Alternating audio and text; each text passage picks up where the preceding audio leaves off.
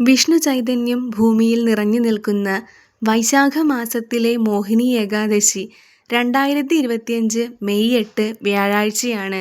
ഈ ഏകാദശി ദിനത്തിലാണ് മഹാവിഷ്ണു ഭഗവാൻ മോഹിനി രൂപം ധരിച്ചത്. അതിനാൽ ഈ ദിവസം മോഹിനി ഏകാദശി എന്നറിയപ്പെടുന്നു. അസുരന്മാരെ മോഹിപ്പിച്ച് മോഹിനി രൂപം ധരിച്ച് വിഷ്ണു ഭഗവാൻ അമൃതകലശത്തെ തട്ടിയെടുത്ത് അസുരന്മാരിൽ നിന്നും തന്ത്രപൂർവം അത് തിരികെ വാങ്ങി ദേവന്മാർക്ക് നൽകി. മോഹിനി ഏകാദശി വ്രതം അനുഷ്ഠിക്കുന്ന ഭക്തരുടെ എല്ലാ ദുഃഖങ്ങളും അകറ്റി അവർക്ക് മാനസികമായ സന്തോഷവും സമാധാനവും നൽകി ഭഗവാൻ അനുഗ്രഹിക്കുന്നു. മനഃശുദ്ധിയോടെ വ്രതശുദ്ധിയോടെ ഭഗവാനെ ഉപാസിച്ചാൽ സന്തോഷവും സമൃദ്ധിയും പാപമോചനവും ഈശ്വരകൃപയും നമ്മളിലുണ്ടാവും. എല്ലാവരും മോഹിനി ഏകാദശി വ്രതം അനുഷ്ഠിച്ചുകൊണ്ട് ഭഗവാന്റെ അനുഗ്രഹം നേടൂ.